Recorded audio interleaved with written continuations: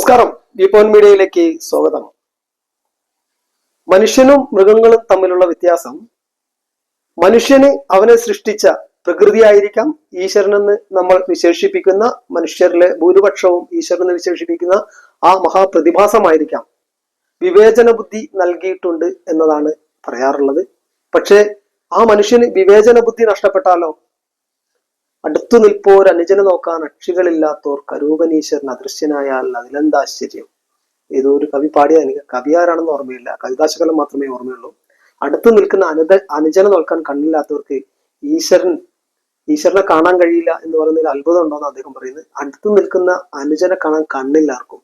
പരസ്പരം തല്ലും പിടിയും കൂടി, പരസ്പരം മത്സരിച്ച് കലഹിച്ച് അവരനെ അപായപ്പെടുത്തുന്ന രീതിയിൽ മർദ്ദിക്കുന്ന ഒരു സങ്കടകരമായ കാഴ്ച വേറെ എവിടെയുമല്ല, പ്രബുദ്ധ കേരളത്തിലാണ്. കേരളത്തിന്റെ മണ്ണിലുള്ള വിവിധ സംഘർഷങ്ങൾ, മനുഷ്യർ തമ്മിൽ മൃഗങ്ങളെ പോലെ കടിച്ചു തിന്നുന്ന ആ സങ്കടകരമായ കാഴ്ച നിങ്ങളൊന്ന് കാണുക.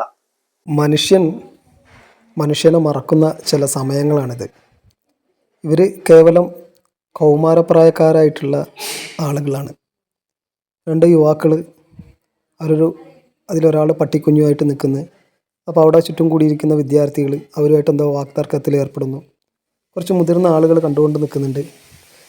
ഇവരെ പരസ്പരം അപ്പോഴത്തേക്ക് ഒരാൾ കയറി അടിക്കുന്നു. ആ മുതിർന്ന ആളുകൾ നിസ്സഹായരായി നോക്കി നിൽക്കുകയാണ്. തെരുവ് കെട്ടികൾ ആക്രമിക്കുന്ന പോലെ രണ്ട് ചെറുപ്പക്കാരെ മറ്റ് വിദ്യാർത്ഥികളാണ്. അവർ എന്താണ് പഠിക്കുന്നത്? നമ്മുടെ കലാലയങ്ങളും നമ്മുടെ വിദ്യാലയങ്ങളിൽ നിന്നൊക്കെ സഹിഷ്ണുതയും സഹോദര സ്നേഹവുമാണ് പഠിപ്പിക്കേണ്ടത്. പക്ഷെ നോക്കൂ, എത്ര ക്രൂരമായിട്ടാണ് ആ അക്രമത്തിൽ ആ ഒരു യുവാവ് കൊല്ലപ്പെട്ടിരുന്നെങ്കിലോ. ഒരാൾ ഓടിക്കളഞ്ഞു. അതുപോലെ തന്നെ വിദ്യാർത്ഥികളുടെ ഇടയിലുള്ള മറ്റൊരു സംഘർഷമാണ് ഈ കാണുന്നത്. ഒന്ന് നോക്കൂ, പരസ്പരം തമ്മിലടിക്കുന്ന ഒരു കൂട്ടം യുവാക്കൾ.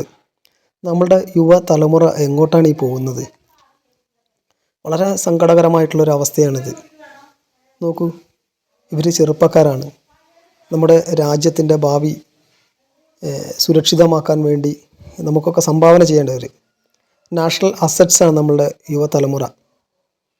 പക്ഷേ നമ്മുടെ യുവതലമുറ ഇക്കാലഘട്ടങ്ങളിൽ ലഹരിക്കടിമകളായി, മറ്റു പലതിനും അടിമകളായി, പരസ്പരം പോരുകോഴികളെ പോലെ ഇത്തരം സംഘർഷങ്ങളിൽ ജീവനുകൾ നഷ്ടപ്പെടുകയാണെങ്കിലോ?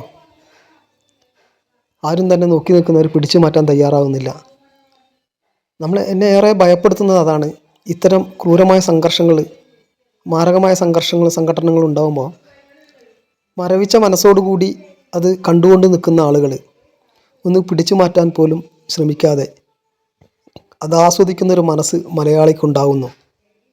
ആരാൻ്റെ അമ്മയ്ക്ക് ഭ്രാന്ത് പിടിച്ചാൽ കാണാൻ എന്തൊരു ചേല് എന്ന തരത്തിൽ ആളുകൾ ആസ്വദിക്കുകയാണ്.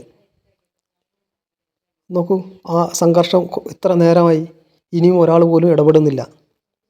വിദ്യാർത്ഥികളാണ്, തളർന്നു, പരസ്പരം പോരടിച്ചുകൊണ്ട് അവർ തളർന്നിരിക്കുന്നു. ഒറ്റപ്പെട്ട ആളുകളെ മറ്റുള്ളവർ, ആൾബലം കൂടിയ ആളുകൾ കൂട്ടത്തിലിട്ട് അടിക്കുന്നു. എങ്ങു നിന്നോ കുറച്ച് സ്ത്രീകൾ വന്ന് അവരെ പറഞ്ഞയക്കുന്നു. അത്രയും മറ്റുള്ളത് കുട്ടികളുടെ ആണെങ്കിൽ അടുത്തൊരു സംഘർഷം മലയാളികൾ തന്നെയാണ്. സ്ത്രീകളും പുരുഷന്മാരും കൂട്ടമായിട്ട് അയൽവക്കത്തൊരു വേദന കൊണ്ടൊരുത്തൻ നിലവിളിക്കുമ്പോൾ ഒന്ന് തളർന്ന് വീണുപോയാൽ വാരിയെടുത്തുകൊണ്ട് ആശുപത്രിയിലേക്ക് ഓടേണ്ട ആളുകൾ എത്ര മാരകമായിട്ടാണ് അവരനെ ആക്രമിക്കാൻ തയ്യാറാവുന്നതെന്ന് നോക്കൂ.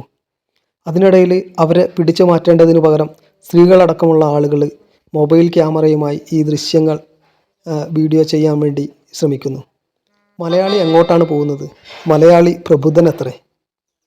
മലയാളിയെ പ്രബുദ്ധനാണെന്നാണ് പറയാറ്. ഇത് എന്ത് തരം പ്രബുദ്ധതയാണെന്ന് എനിക്ക് മനസ്സിലാവുന്നില്ല. മനുഷ്യനെ നോക്കൂ